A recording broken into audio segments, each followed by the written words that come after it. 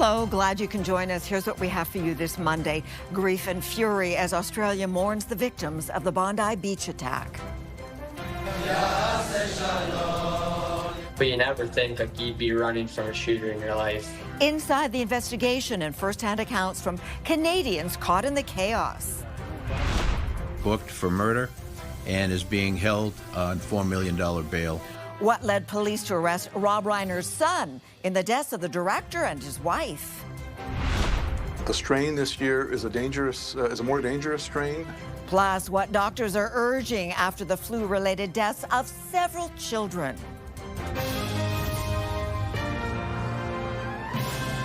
CTV National News with Sandy Ronaldo. Anguish and anger after a vicious anti-Semitic terror attack in Australia.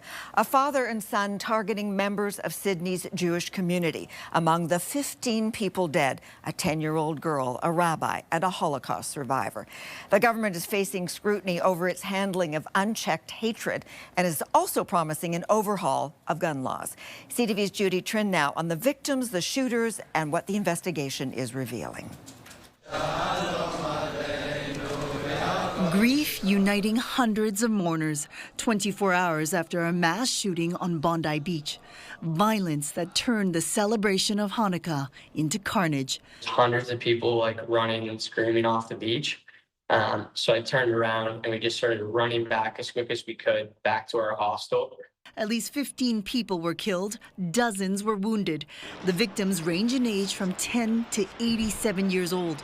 Among those killed, the rabbi leading the celebration, Eli Schlanger, who had relatives in Toronto. He was just full of life, positivity. It was his mission to bring the light of Judaism into the world.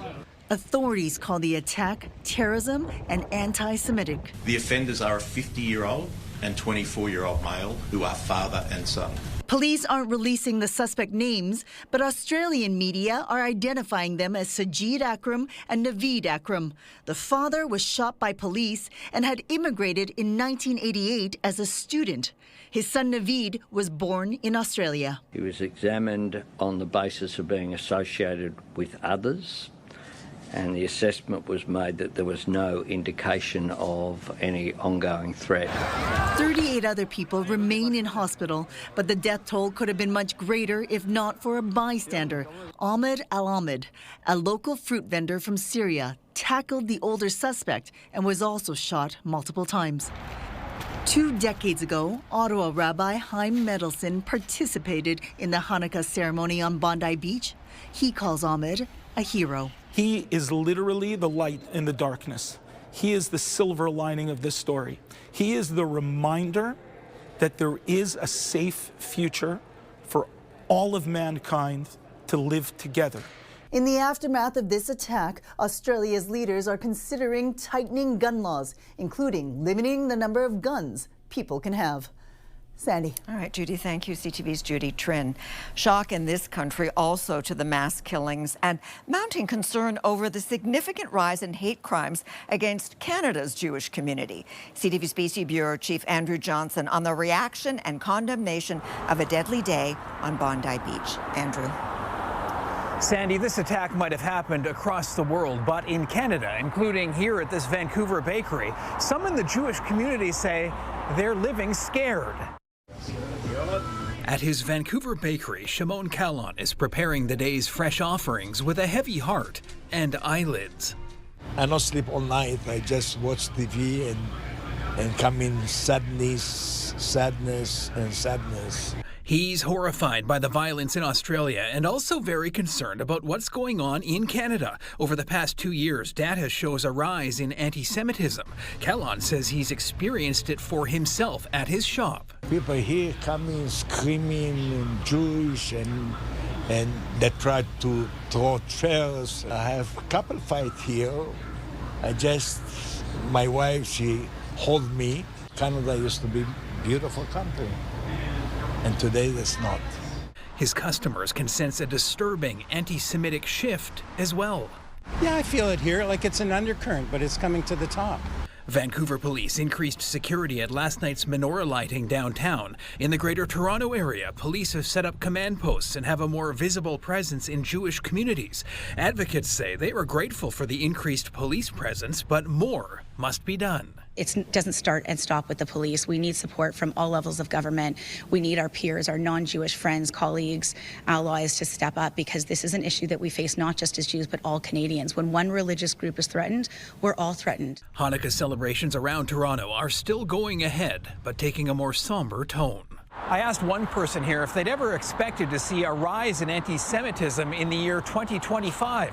They said no, but it's what they always feared. Sandy. CTV's Andrew Johnson.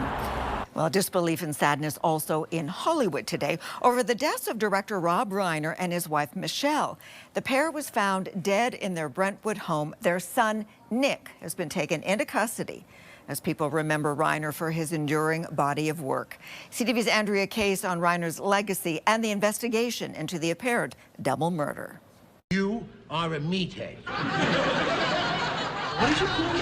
From a career started in front of the camera, Rob Reiner went on to be one of the most successful filmmakers of all time. The man behind so many iconic films lived in the quiet, upscale Los Angeles neighborhood of Brentwood. That quiet was shattered on Sunday afternoon when emergency crews responded to a 911 call after 3:30. At the home, they discovered two bodies, a man and a woman, and it was quickly ruled a homicide. Search warrants were issued, and a coroner identified the deceased as Rob Reiner and his wife, Michelle Singer Reiner. The couple's bodies were discovered by their 28-year-old daughter, Romy. 6 hours later, a shocking arrest was made. We're able to take into custody Nick Reiner, a suspect in this case. Hi, I'm Marty DeBerge. 78-year-old Reiner was an award-winning writer, director, and actor. He was known for directing iconic films including This Is Spinal Tap, The Princess Bride, and A Few Good Men. You can't handle the truth. What you really take away from his movies is a generosity, right, where it's not about his style, it's about serving the work, and it's about giving room to actors. The Reiners have been married since 1989. Ironically, it was on the set of a romantic comedy they met. When he went into make When Harry Met Sally, he met Michelle Singer, fell in love, and changed the ending of the movie to a happy ending. A decade ago, Nick Reiner co-wrote a semi-autobiographical film called Being Charlie, about a young drug addict who works his way to sobriety. It was directed by his dad, Rob. The two attended its premiere at the Toronto International Film Festival. At the time, Rob Reiner said of rehab programs, it works for some, but it can't work for everybody. I'm Andrea Case for CTV News. Sandy? All right, Andrea, thank you. Now, while tributes poured in for Rob Reiner, something different came from the U.S. president on social media, something some Republican lawmakers are slamming as inappropriate. Donald Trump called the murders very sad, but went on to write they were, quote, reportedly due to the anger Reiner caused others through his massive, unyielding, and incurable affliction with a mind-crippling disease known as Trump derangement syndrome. Now, no evidence has been offered to support a political motive. Michelle Reiner was a photographer who actually took the picture used on the cover of Trump's book, The Art of the Deal. U.S. authorities have arrested 4 alleged members of an extremist group who were planning a series of bomb attacks on New Year's Eve across Southern California. The plan stated that the IEDs would be complex pipe bombs. It included instructions on how to manufacture the bombs and contained guidance on how to avoid leaving evidence behind that could be traced back to them. The FBI alleges the suspects are members of an offshoot of a pro-Palestinian group called the Turtle Island Liberation Front. Court documents show the 4 were arrested last week east of LA, where they were said to be preparing to test improvised explosive devices. And the hunt is back on for the person behind a deadly shooting at Brown University in Rhode Island after police released a man they had detained. It has left students very confused. When the shooting happened, it took 4 hours to get even a single video of the perpetrator released. And the fact that we're in such a surveillance state, but that wasn't used correctly at all is just so deeply frustrating. Authorities are actively hunting for the person seen in this surveillance footage walking on a road near campus moments after the shooting. 2 students were killed and 9 others injured after the gunman opened fire in a school building. Okay, in Canadian politics, hints of more floor crossings today after Conservative MP Michael Maude joined the Liberals last week, putting Mark Carney's government one seat closer to a majority. CTV senior political correspondent Mike Couture now on where the speculation is coming from and reaction to Maude's move. Hey, Mike. Well, Sandy, the speculation about more floor crossings was fueled by the energy minister, while residents of Michael Maude's riding voiced their frustration.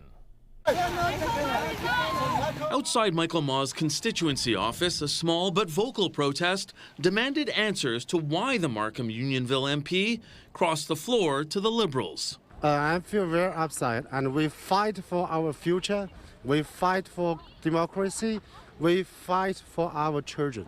In a statement last week, Maude said he made his decision after listening carefully to the people in his riding about the direction of the country. As voters, we need to understand what's the reason. Sources tell CTV News the energy minister helped recruit the former Conservative. Asked if there are others ready to join the government, Tim Hodgson didn't hold back. Let's say I'm getting lots of inquiries. The Maude's defection is the second in as many months. Nova Scotia MP Chris D'Entremont crossed the floor in November, citing Pierre Poilievre's leadership.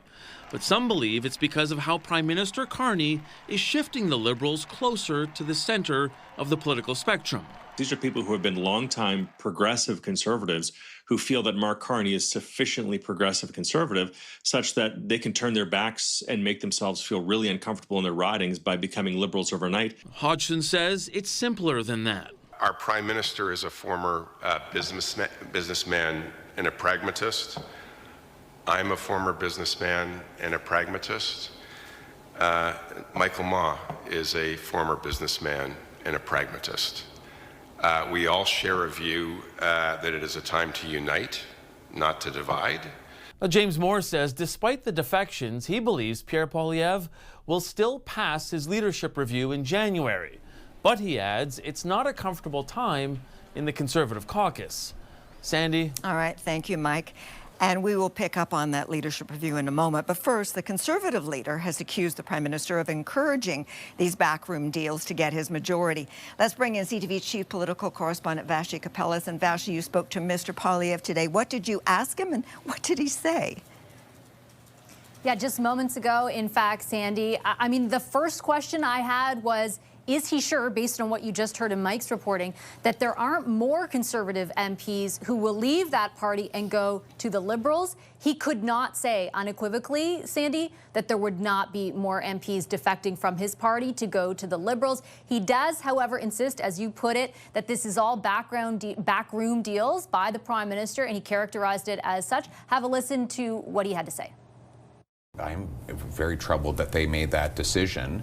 But the people in their ridings voted for the Conservative agenda that I'm continually leading on in the House of Commons. I appreciate the obsession around this place with the palace intrigue and the interpersonal debates, but what really matters is whether people can actually put food on the dinner table every night. And I'm the only one who's been consistently championing the right of people who work hard to have decent food, to have a good home, to live on a safe street, and that's what we're going to continue to do.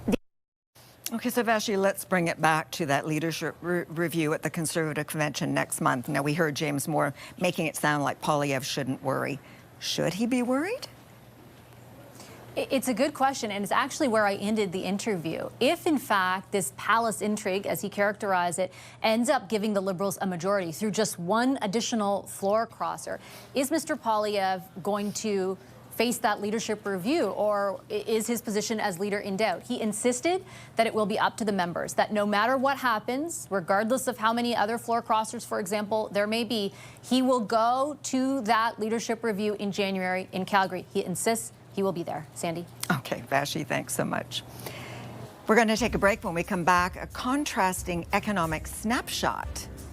Prices have increased way more than our wages. Why a steady inflation rate isn't translating into relief at the grocery store.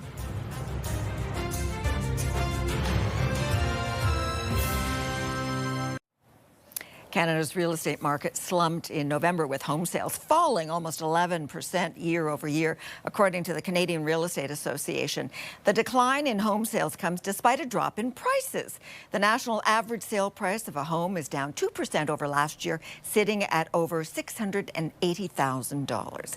Canada's inflation rate remained steady last month at 2.2%, the figure unchanged from October. But tell that to consumers who are still paying more for groceries, with food prices reaching a 2-year high. CTV's Colton Prale looks at the numbers and where you are spending more. Colton. Sandy, today's data paints a pair of contrasting pictures. A national economy showing signs of improvement, but one where Canadians are seeing their monthly and weekly bills climb even higher.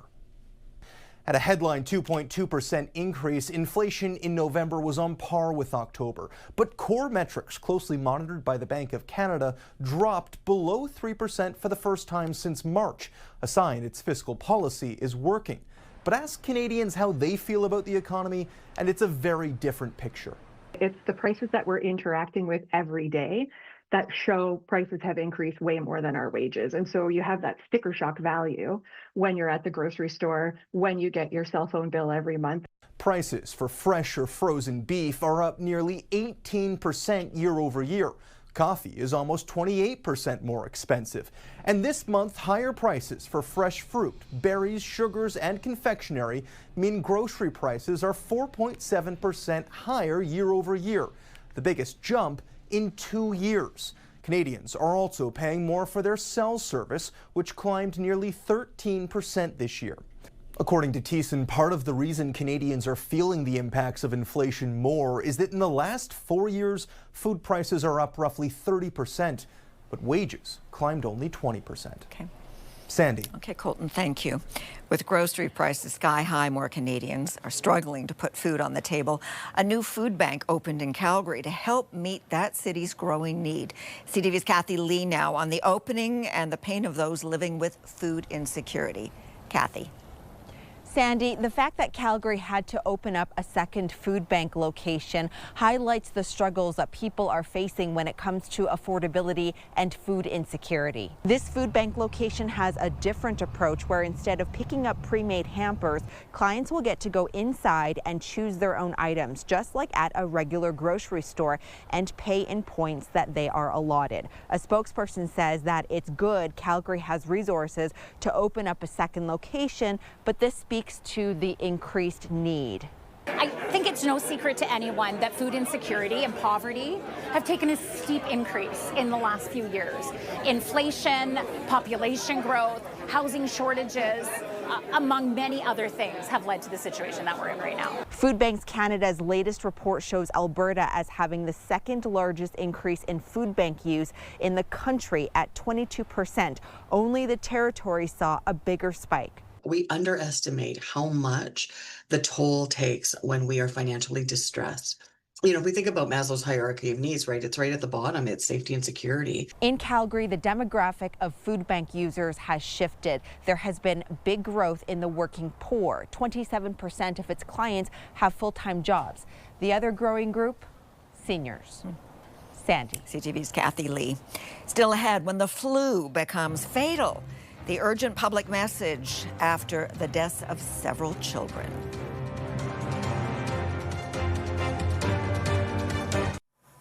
Families are being encouraged to get their little ones vaccinated against the flu after 3 children died from flu-related complications. Now we are seeing a surge in flu cases right across the country.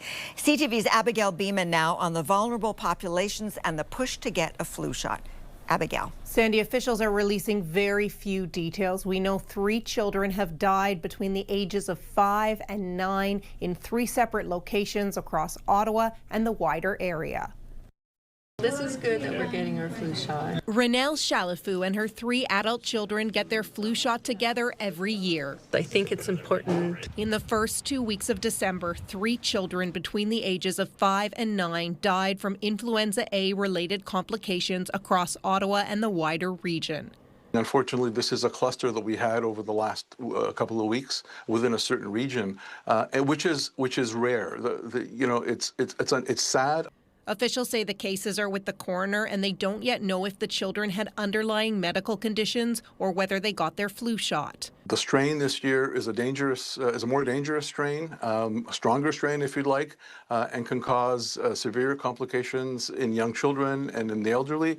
Ottawa's Children's Hospital saw 300 positive flu tests between December 1st and 10th. During the same period last year, there were just 11. Flu rates are up across the country. The latest data, only available up till December 6th, though, puts national percent positivity rates at 20.2%, highest in the Prairies and Ontario, while Ottawa's are at 36.5%. Tragic reminder that we should be getting our influenza vaccines. Dr. Isaac Bogosh says the flu kills between 25 and 3,500 Canadians each year. People sometimes think influenza is just the sniffles or a little cough or a cold, and nothing can be further from the truth. It's a very significant viral infection. The message to get vaccinated important ahead of the holiday season, with more parties and gatherings and people mingling from different places. Experts remind everyone to follow those basic hygiene rules, cough or sneeze into your sleeve, and consider wiping down high-touch areas like doorknobs. Sandy? Okay, Abigail, thank you for this. BC is bracing for another round of heavy rain with flood warnings and highway closures in effect. Environment Canada had issued an orange level warning for parts of the Fraser Valley, which is indicative of strong, potentially dangerous winds and lots of rain. Metro Vancouver also received rainfall warnings. 9,000 homes across the Lower Mainland were without power this morning. We'll be right back. At a time of year when many people are getting ready for the holidays, the Vatican was also getting in the spirit of the season today. A giant Christmas tree was lit up in St. Peter's Square with a ceremony to mark the event. The 25-meter-tall tree is a European spruce that weighs around 8,000 kilograms and was a gift from two communities in northern Italy. 40 smaller trees will also decorate offices, public places, and buildings in the Holy See.